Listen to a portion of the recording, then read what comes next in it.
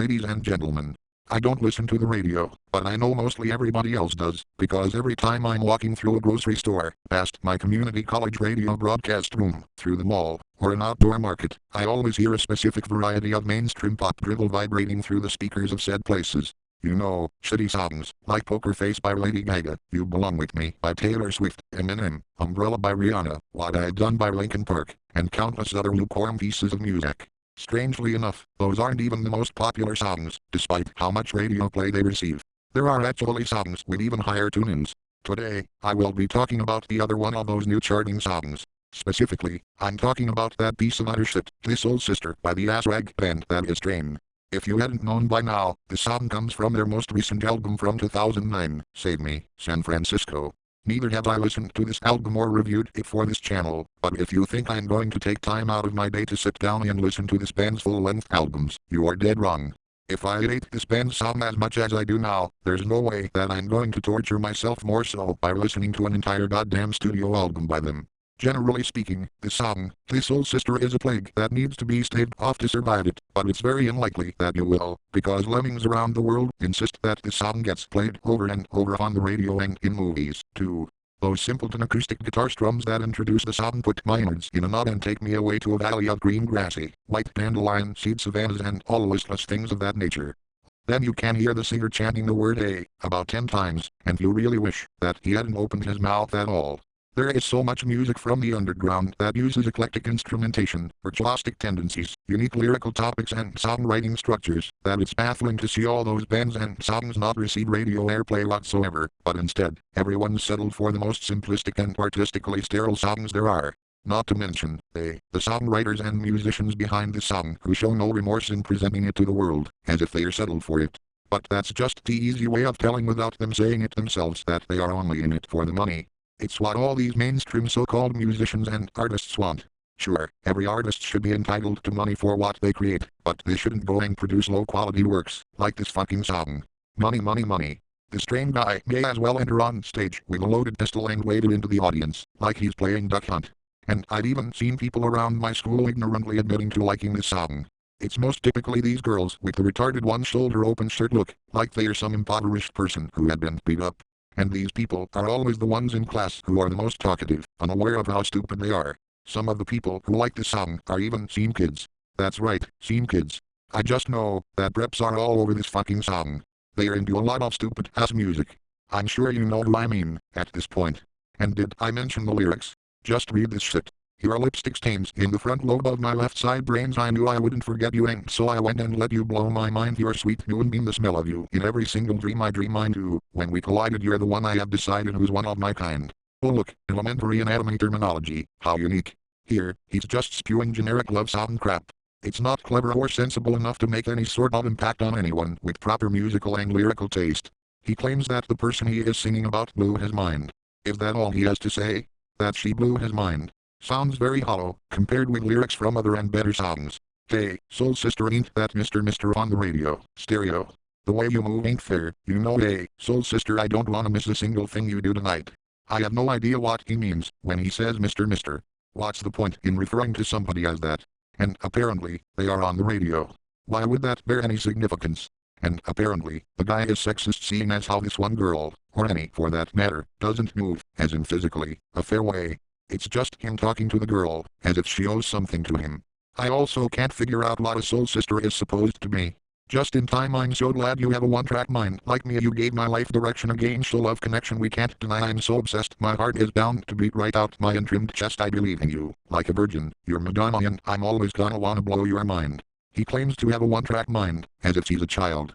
If there are any people out there who fit that personal inventory descriptor, it would more likely than not be a child. When people age into adulthood, they are usually multifaceted, multi-capable, and socially dynamic individuals who accomplish a whole lot more than writing a chart-topping pop anthem of shit. Then he compliments this exaltation to heroic, metaphorically comparing his infatuation to that of a game show. Let me repeat that. A game show. How romantic. Does he go on dates and tell women he's having such a good time? It's just like being two contestants in a game show. Does he? I don't think there are many guys who are that uncharming. I wouldn't even say any of the jocks from my high school were stupid enough to say something like that. Then he says his heart is beating really fast and is going to beat right the fuck out of his untrimmed, hairy chest. This is just him subvertly saying that he has nothing to offer to this girl he's singing about. It's just so neutralizing of his own character to project a line like this. Is him having, parentheses, growing, chest hair supposed to be a great quality of his? He could just say that he'll sit on his wallet when on a date, or walk on the street edge of the sidewalk with her. Moving forward, he believes in her, like a virgin, and she's Madonna. If this is supposed to be a quote-unquote love song, why would he go out his way to compare the recipient to another woman? One who is startlingly famous and whose name is as ubiquitous as toilet paper? Here he is naming famous religious figures and paintings out of nowhere. Is this guy even religious? I mean, he is and has already handed his puny soul to Satan by expanding his bent and career in this witless and tactless fashion. The way you can cut a rug watching you's the only drug I need, so gangster. I'm so fun, you're the only one I'm dreaming of. You see, I can be myself now finally. In fact, there's nothing I can't be. I want the world to see you'll be with me. That's supposed to be the bridge, in case you were wondering. So here, he's calling himself a gangster, and that he's fug, when he is clearly a white guy. Ugh, just look at him. He looks like the one cartoon guy for that one defunct record label, Famous Charisma. The one which Genesis used to have albums published. This guy should probably quit robbing people at his concerts, go listen to early Genesis and start reassessing the future of his musical career, if he's air-headed and arrogant enough to do so. Then there's the final line of the bridge. He says he wants the world, as in, the whole entire world, to see that you, the unlucky bimbo he's singing his song about, will be with him, for some undisclosed duration of time. What a low aim this script has. The whole verse has overbearing rhyming and comes across as a hollow waste of breath. Not too charming, if you ask me.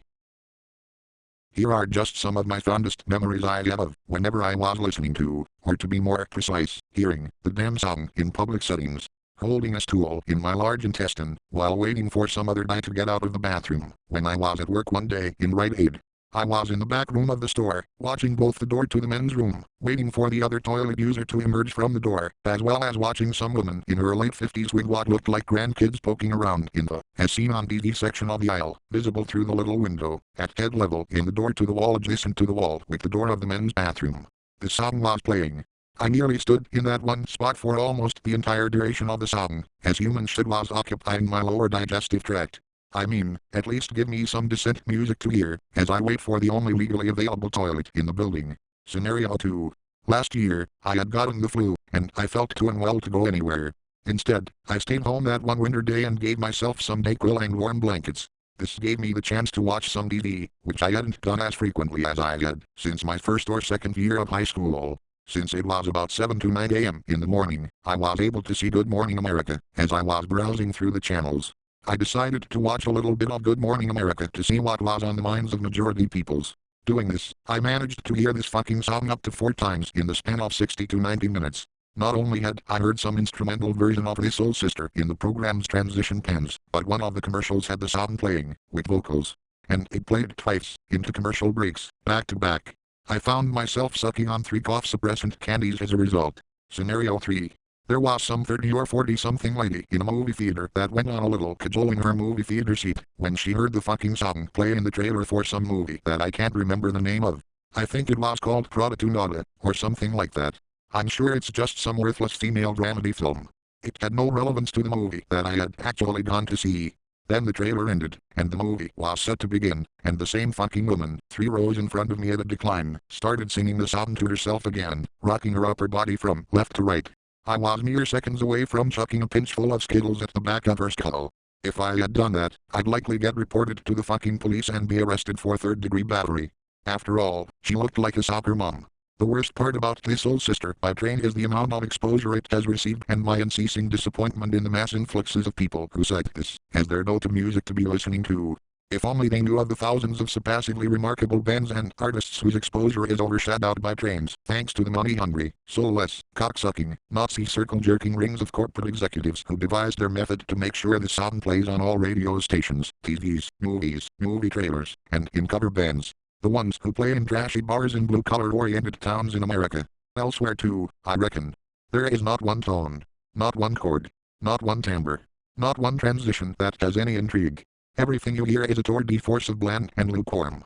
I guess most people today are at a low point in life, finding pleasure in a pop song so hollow and dull. They are also so easily swayed by whatever cheap appeals are to be found in the song. The best thing to do, if you hear the song, is immediately switch the station on the radio, change the channel, walk out of the movie theater, or walk out of the grocery or clothing store you are in, because the person in charge of making sure the song receives play in said places is a cowardly, succumbed, dead and complacent sheep. And they would deploy their only power, special skill, or ability, that is, to render you detained. So be careful, watch out. This is the worst song of the last 5 years, period.